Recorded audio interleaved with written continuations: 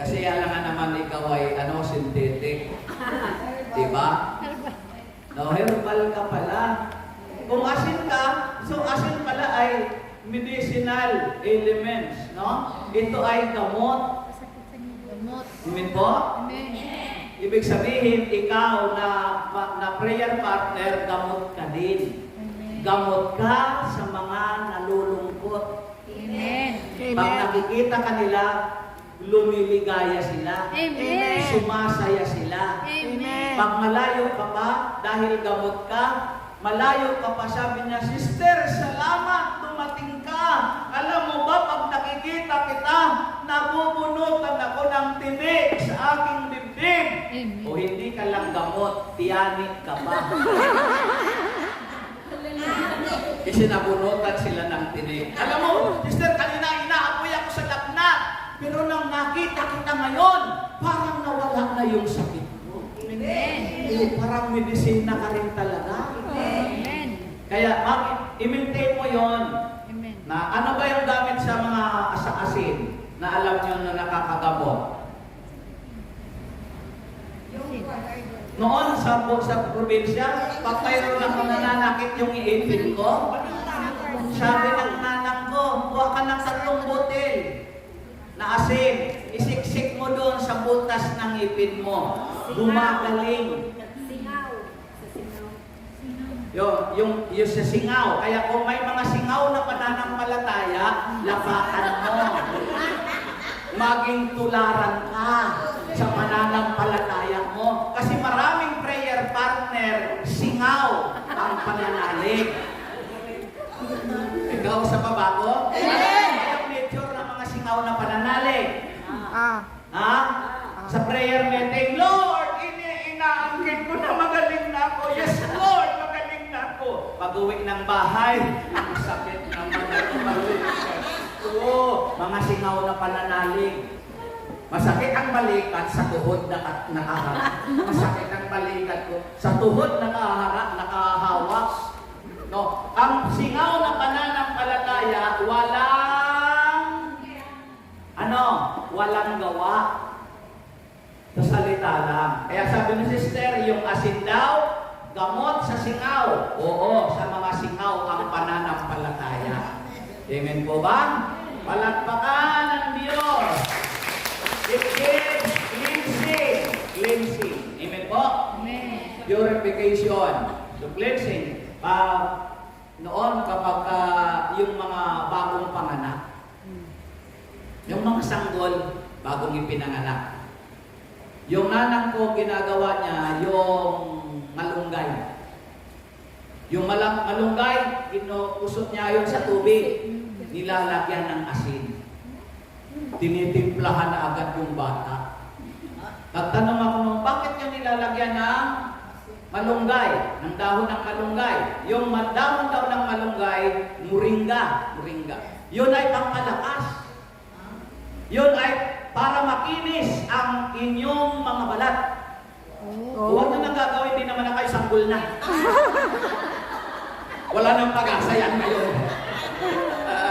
Kaya noon, marami nagtatanong sa akin, Brother, saan ba ang probinsya mo? Bicol. Saan ka ba lumaki? Sa Bicol. Saan bang lugar? Sa bundok.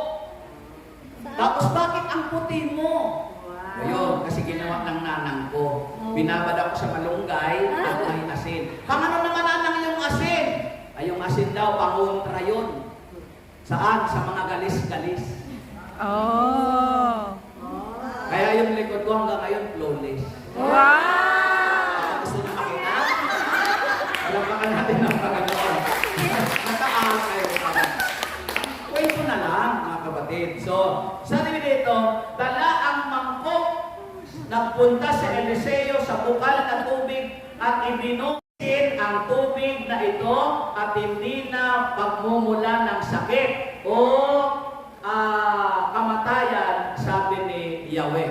Yung tubig nilagyan ni Eliseo ng asin at ito'y luminis. Sabi ni Yahweh, hindi na ito, Hindi na Lilinis ang tubig na ito at hindi na pagmumulan ng sakit. Dahil ikaw asin, nilagyan ka na ng asin, lilinaw ng buhay mo, na-cleanse ng buhay mo, at hindi na ang buhay mo pagmumula ng sakit at karamdaman.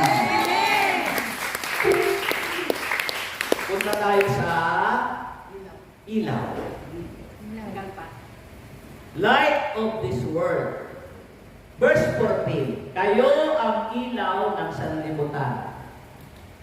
Ang isang lungsod na nakatayo sa ibabaw ng burol ay hindi maitatakot. Amen po ba? Amen.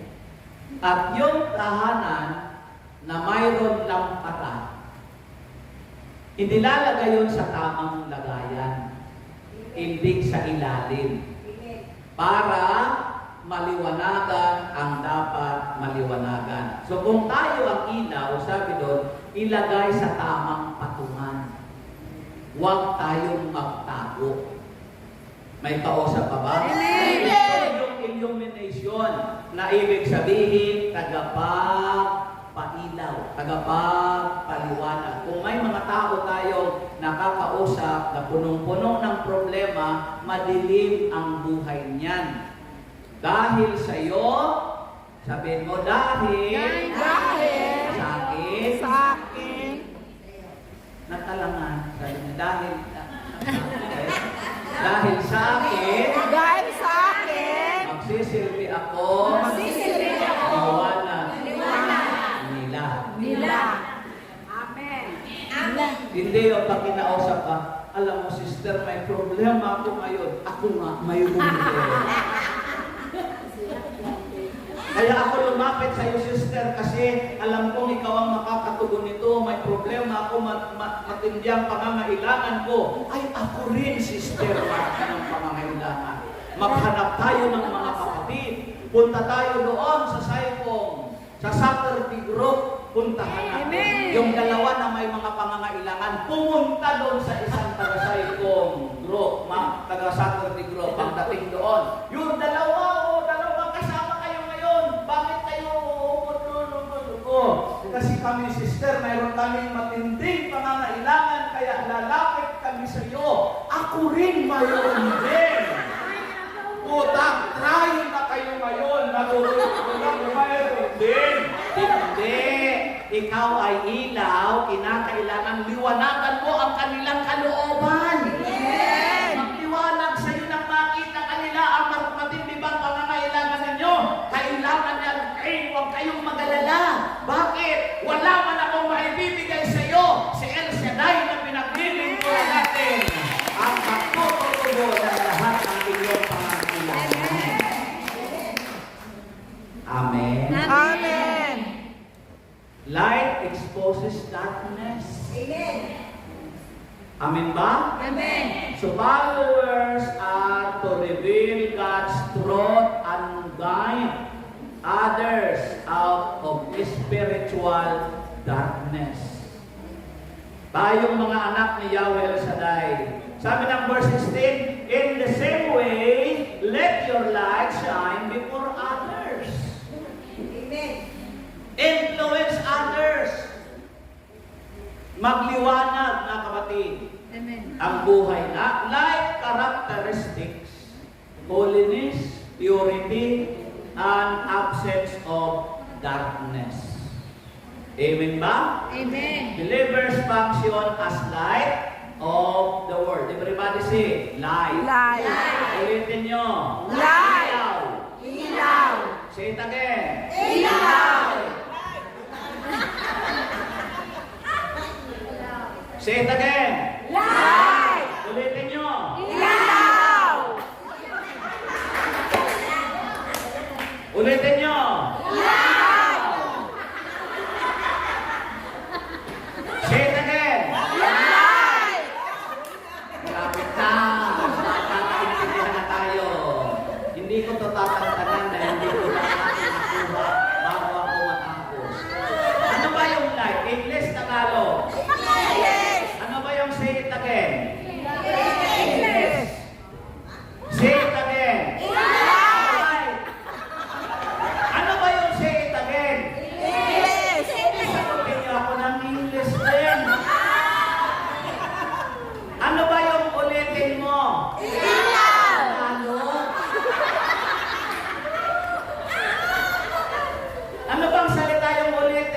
Tagalog. Ano ba yung Tagalog ng light? Ilaw.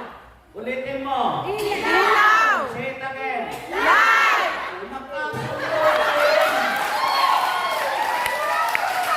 Alam mo, makukuha ko kayo sa tiyaga. Please, alam mo, pagbalik ko mamaya sa Macau, habang ako'y magta-travel, maiisip ko kayo. At sigurado yun, magtatawa ako kahit mag-isa. Amen ko ba? So, how many letters in life? Apat daw, apat. Dagdagan mo ng isa. Life stand for life. Life. Spell life. L-I-F-E. Ha? Life daw. O, L-I-V-E, live. Live. So, live the word of God. Sabihin nyo, live the word of God. You are the light of this world. Live the word of God. Anong ibig sabihin? Live the word of God. Anong ibig sabihin? Isabuhay ang salita ng Diyos. Sabi ng James chapter 1 verse 25. Alam niyo ba yung book of James? Ano yun? Sa Tagalog? Santiago. Oo, di ba? Santiago. Amen ba? Amen. Huwag kayong matulad sa akin. Bago-bago pa ako dito, siguro isang linggo pa lang ako sa renewal. Nakinig ako sa preacher. Sabi ng preacher, buksan niyo ang inyong Bible. Sabi niya, open your Bible in the book of James. Chapter 1 verse 25. Yung Bible ko, Tagalog. Hanap ako ng hanap James. Saan ba yung James?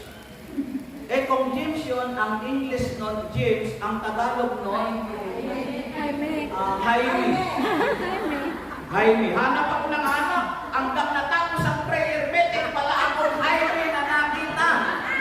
Pag-uwi ko ng bahay, nagtanong-tanong ako, ano ba yung James? Sa Tagalog, sabi na, ay Santiago. Ay dapat ang inilagay dito, agoy. Ayan, Santiago, James chapter 1 verse 25. Ang taong nagsasaliksik at nagpapatuloy sa pagsunod sa kautosang ganap na nagpapalaya sa tao ang pagpapalain ng Diyos sa lahat ng kanyang gagawin. Amen. Siya ang taong gumagawa at hindi siya katulad ng nakikinig lamang at pagkatapos ay nakakalimutan ng napakinggan. Hallelujah. Amen. Amen po yun? Amen. Mga kapatid, so nagsasabuhay at tumutupad ng kanyang napapakinggan. Live the word